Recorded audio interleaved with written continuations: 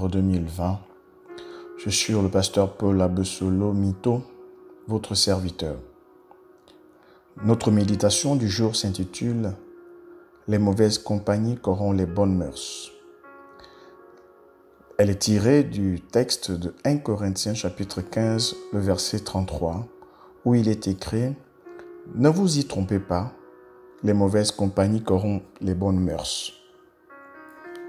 Une jeune fille grecque d'une grande beauté demanda un jour à son père la permission de fréquenter une camarade frivole. Devant son refus, elle répliqua « Tu me crois donc si influençable ?»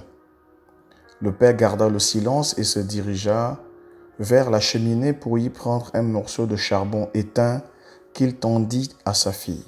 « Prends-le, il ne te brûlera pas. » Lorsque la jeune fille vit l'étain d'une de ses mains fines et blanches, elle s'empressa de jeter le morceau de charbon.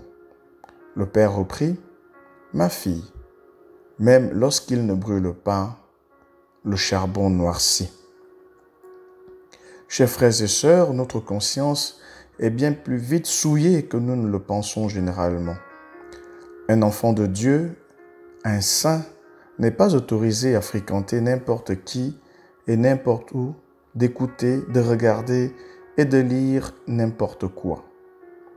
La Bible dit dans le livre des Proverbes que le fer aiguise le fer. Proverbes chapitre 27, verset 17. Ou encore, quelqu'un mettra-t-il du feu dans son sein sans que ses vêtements s'enflamment? Quelqu'un marchera-t-il sur des charbons ardents sans que ses pieds soient brûlés? Proverbes chapitre 6, versets 27 à 28. Ces deux textes enseignent que les rapports humains sont des rapports d'influence mutuelle. En d'autres termes, lorsque l'on a été au contact plus ou moins prolongé d'une personne, on en ressort en y emportant quelque chose. Et peut-être aussi, après y avoir déposé quelque chose d'autre, de façon consciente ou inconsciente. Le pasteur Maurice Decker compare le péché à de la lèpre. Les premières infections procurent beaucoup plus de douleur que les suivantes. Et au fur et à mesure que la gangrène évolue, le patient perd de sa sensibilité au point où la perte de ses membres peut désormais se faire sans douleur. De même, une personne qui subit une mauvaise influence aura des remords, éprouvera un plus grand chagrin lors des premiers actes iniques. Puis, progressivement, elle perdra la sensibilité et ira toujours plus loin dans le mal. L'un des exemples qui illustre cela concerne David. La Bible dit que lorsqu'il se réfugia à Tsiklag chez le prince des Philistins Achish, son comportement fut des plus odieux. La Bible rapporte que David ravageait cette contrée. Il ne laissait en vie ni homme ni femme, et il enlevait les brebis, les bœufs, les ânes, les chameaux, les vêtements, puis s'en retournait et allait chez Achish. Achish disait « Où avez-vous fait vos courses aujourd'hui » 1 Samuel chapitre 27, versets 9 à 10.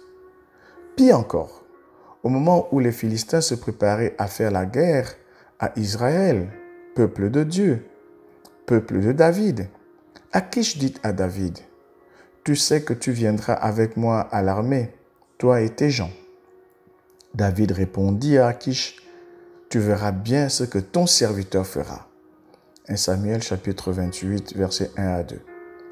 Nous voyons dans cet épisode de la vie de David que sur incitation d'Achish, il était prêt à faire la guerre même à son propre peuple, le peuple pour lequel il avait déjà été un roi par le prophète Samuel au chapitre 16 du livre éponyme. Quand on s'allie à de mauvaises personnes, on devient mauvais. Même si l'on était bon, on devient pire.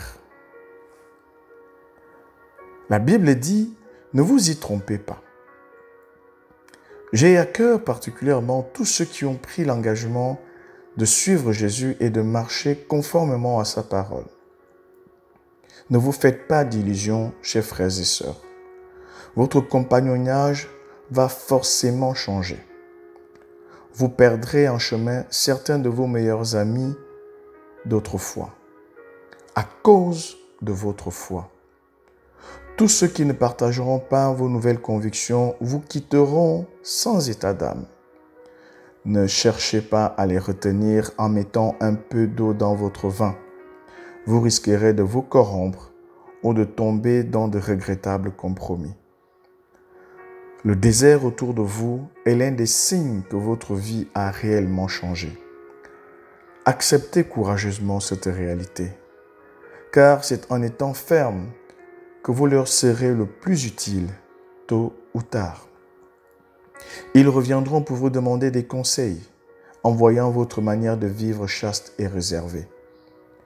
Ils s'inspireront de vous comme modèle à suivre lorsque le Seigneur les visitera également. En revanche, si vous vous compromettez, rappelez-vous que lorsqu'on se trouve dans une mauvaise association, dans un mauvais attelage, dans une mauvaise compagnie, le jugement de Dieu frappera le méchant et ses soutiens et alliés.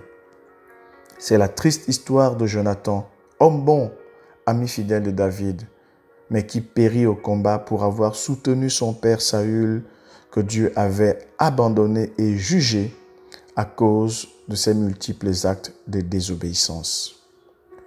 L'on dit souvent qu'on ne choisit pas ses parents, mais on choisit ses amis.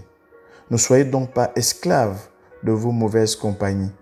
Rompez courageusement, rompez courtoisement la relation et vous trouverez de meilleurs compagnons de destinée. Sans aucun doute, le rapport de force s'engagera dès vos premières prises de position. C'est la partie la plus forte qui l'emportera. Ma prière est que ce soit vous. Enfin, j'aimerais terminer avec ces quelques conseils relativement à vos compagnies. Premièrement, entourez-vous des personnes qui pensent sainteté, justice, amour, loyauté, service du prochain.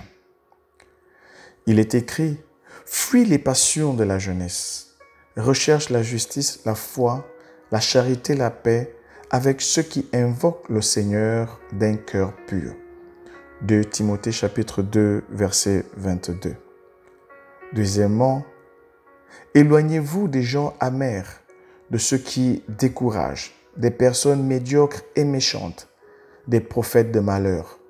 Vous risquerez de leur ressembler dans le cas contraire. Troisièmement, évitez les personnes qui se plaisent au commérage, qui passent le plus clair de leur temps à discuter des personnes et non des idées. Des personnes médisantes. Comme le dit ce proverbe grec, la langue charnue, si petite et si faible, peut écraser et tuer. La langue d'une personne révèle son intérieur et sa vraie spiritualité. Ses paroles finissent toujours par trahir sa personnalité profonde. La langue est le baromètre de l'âme, le tableau de contrôle du caractère et de la vie spirituelle. Quatrièmement, soyez prudents et ayez le courage de rompre toute relation qui vous tire vers le bas. Par exemple, si toi qui es une jeune fille, une personne te propose de rentrer dans sa maison pour y vivre en concubin, elle te tire vers le bas parce que c'est le mariage qu'il te faut en réalité. Ayez donc le courage de quitter les personnes qui vous incitent au péché, qui vous incitent à repartir à ce que vous avez vomi. Ce sont les ennemis de votre destinée. Cinquièmement, si vous êtes dans un processus d'apprentissage, liez-vous d'amitié avec les meilleurs élèves, les cracks de votre classe. Ne demandez pas des conseils à des ratés. Ce serait comme demander à un charlatan un remède contre le cancer. Sachez frapper à la bonne porte. Sixièmement, choisissez un environnement qui renouvelle votre énergie, vous donne de nouvelles idées, revitalise votre pensée. Il ressemble à un athlète qui se nourrit de viande rouge. Et enfin, quel est donc le meilleur ami? La meilleure compagnie que vous puissiez trouver sur la terre et dans les cieux, c'est Jésus-Christ. Invitez-le dans votre cœur, invitez-le dans votre vie et vous réussirez. Que la grâce et la paix de Dieu vous soient abondamment communiquées au nom de Jésus-Christ. Amen.